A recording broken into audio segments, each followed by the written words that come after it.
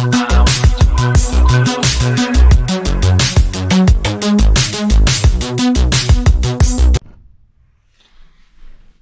c'est Kevin, on se retrouve dans une nouvelle vidéo avec l'Oxyclass. C'est lui qui m'a demandé pour faire ça. Nous explorons les addictions les plus étranges et décalées possibles. Les exemples les plus communs tels que les drogues, l'alcool, les jeux d'argent ou la cigarette ne seront pas présents. Pour être éligibles, ces addictions devront présenter plus d'un cas avéré. Du coup, Margaret et son addiction aux piqûres d'abeilles ne seront pas prises en compte. I really love stinging myself with bees. Numéro 10, respirer de l'essence. Oh, Christ, that's good stuff. That's high test. That's good. Yeah, go for it. D'accord, on a dit pas de drogue, mais il s'agit d'abord d'une forme de carburant et ensuite d'une substance à inhaler. Une trop grande dose d'essence mène à l'intoxication. And your point is, you don't like it, go upstairs. Comme seules les vapeurs de l'essence sont inhalées, une petite quantité peut durer un bon moment et elle est donc associée à la pauvreté. L'addiction est apparemment très répandue parmi les communautés à faible revenu en Australie. Les effets sont rapides et se font ressentir en quelques minutes. Let's blast off! Engage thrusters, Captain! Euphorie, confusion, manque de coordination, sentiment d'engourdissement et parfois des hallucinations suivent peu de temps après. Man, I love the smell of gasoline. Yeah? Gives you brain damage. Malheureusement, les répercussions sur la santé sont graves et la mort est fréquente chez les individus qui inhalent de l'essence. She takes a sniff every 10 minutes and even wakes up in the middle of the night for a fix. Numéro 9, la chirurgie esthétique. I've had 125 procedures. Des retouches bon marché aux opérations plus coûteuses, l'addiction peut prendre diverses formes. Les modifications corporelles de tout type peuvent être addictives. Mais si d'autres formes comme les tatouages et les piercings offrent une montée d'endorphine et d'adrénaline suite à la douleur inhérente à l'opération, une addiction à la chirurgie esthétique, qui est souvent réalisée sous divers types d'anesthésie, vient d'une dysmorphobie. They had told me that weight gain was part of the side effect of having it. La cause exacte de la dysmorphobie est encore obscure, mais elle se caractérise par une insatisfaction écrasante de son apparence. Plastic surgery might make you look good on the outside, but you still might feel bad on the inside. But I'd look good on the outside, right? Yeah, but you'd feel bad inside. Plastic surgery it is. Dans le cas d'une addiction à la chirurgie esthétique, une poursuite irréaliste d'un idéal physique très changeant pousse les patients à subir d'innombrables opérations pour apaiser leur forme de dysmorphobie. I'll keep on going until they hammer the last nails in my coffin. Numéro 8, le bronzage. To each his own. To each his own. I like to tan. Elle a été durement appelée tanorexie par les médias. Mais ni l'anorexie ni le bronzage ne doivent être pris à la légère. Il s'agit de troubles graves associés à la maladie mentale. Une dose de vitamine D, c'est bon pour la santé tant que l'exposition aux rayons UV est minimisée. Mais les individus qui se rendent dans les salons de bronzage tous les jours, voire plusieurs fois par jour, font bien plus que s'imposer une idée de la beauté irraisonnable. Ils augmentent drastiquement leur risque d'avoir un cancer. What are you doing? Gotta keep the tan up. It's not a skin color, it's a lifestyle, Brian.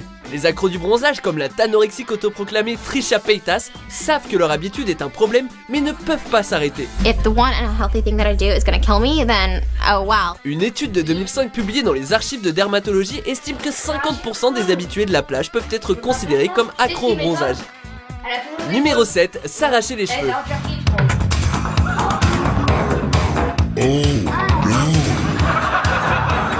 S'arracher les cheveux, c'est un moyen classique de communiquer le stress ou l'inquiétude. I was pulling so much then. I got rid of most of my hair and it was uncontrollable. Si le geste est commun, on estime qu'il s'agit d'une habitude compulsive pour environ 11 millions d'Américains. La condition psychologique, appelée tricotillomanie, ne se limite pas à la tête. Certains arrachent les poils de leurs sourcils, bras, jambes, aisselles et même parfois ceux de la région pubienne. My habit is I like to pluck my pubes. S'il est plus subtil que d'autres formes d'automutilation, le fait de s'arracher les cheveux vient du même besoin psychologique d'exercer un contrôle sur le corps humain lorsqu'on a l'impression de ne pas contrôler d'autres aspects de sa vie au niveau personnel ou professionnel. See, my scalp hurts right now. Like it hurts from pulling my hair out last night. Il arrive même que les tricotillomaniaques mangent leurs cheveux après les avoir arrachés. Numéro 6, assister à des enterrements. Dude died in a hang gliding accident. What an idiot.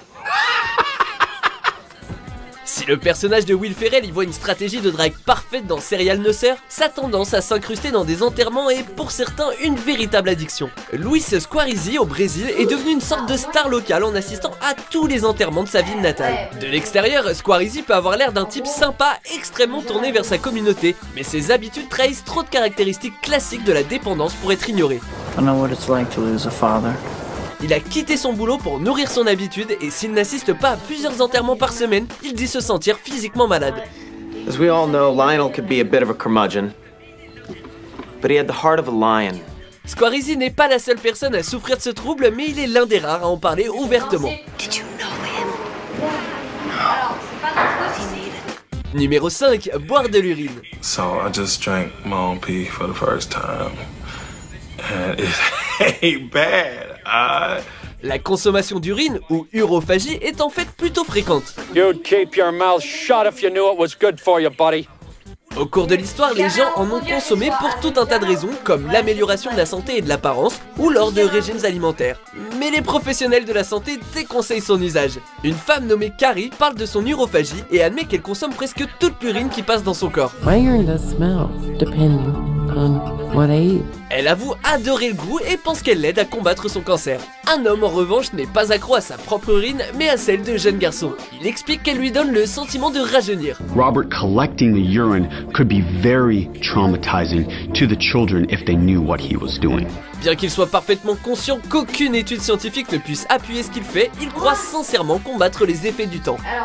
Numéro 4, manger le mobilier. The reason why I'm not eating my own mattress is because I ate my mattress already. Vous cherchez un petit encas pratique pour accompagner votre verre d'urine? Que pensez-vous de votre canapé? Le pica est un trouble du comportement alimentaire particulier qui pousse les individus à manger des substances non comestibles. Si certains ingèrent des substances corporelles comme l'urine ou les cheveux, d'autres se mettraient à manger des murs en plâtre, ou du mobilier et en particulier les éléments avec du rembourrage. I love everything about drywall. Adele Edwards, en Floride, achète des meubles de seconde main pour nourrir son addiction, mais teste d'abord le rembourrage pour s'assurer qu'il est à son goût. I just take little bite-sized pieces and snack on it all day. Vicky Cullen a pris goût aux éponges et au rembourrage de son fauteuil pendant sa grossesse et n'a jamais arrêté. Numéro 3, le lavement au café. As they raise the bucket, 32 ounces of coffee fills their colon. Le café, il s'agit probablement de l'addiction la plus commune de notre société moderne. Mais que faire si vous cherchez quelque chose de plus fort pour commencer la journée? Il se trouve que certaines personnes préfèrent ingérer leur boisson par l'autre côté en insérant un tuyau lubrifié dans leur anus pour se faire un lavement au café. Pourquoi? Parce que sous cette forme, la caféine part directement dans le sang, ce qui donne un coup de fouet rapide qu'aucune tasse de ce breuvage ne pourrait offrir. You don't drink it. I'm talking colonics. Good coffee enema. Clean as a whistle. Certains pensent que cette pratique est très bonne pour la santé, mais cette position est controversée. Mike et Trina Elliott se font jusqu'à 100 lavements au café par mois. Her addiction is so intense, she does up to 4 every day. Numéro 2, boire du sang. One of the most unfortunate things about being a vampire is that you have to drink human blood. I like to make a real evening of it. Quand on est un vampire, boire du sang est une question de survie. Mais pour les humains moyens, boire du sang est considéré comme un acte hyper bizarre. Blood is as important as water to me. De nombreux peuples ont bu ou boivent du sang d'animaux comme les Maasai. Mais l'ingestion de sang humain, également appelé vampirisme clinique ou syndrome de Renfield, peut se révéler aussi addictif que mortel. It's never a bad time for me to drink blood.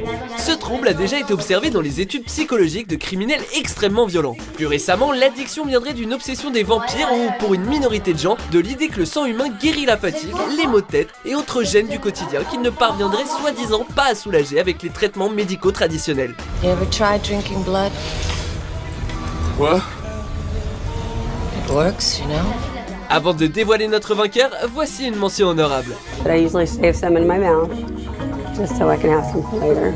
Numéro 1, manger des excréments. She wouldn't give him cake. This poison. Something's up.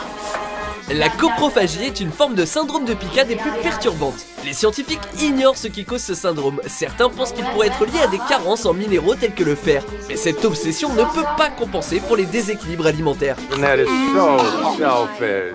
It's good. Is it? Is it sweet? So sweet.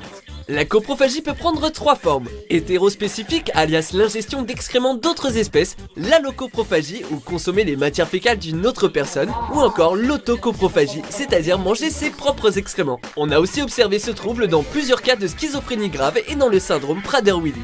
What do you put in here that makes it taste so good?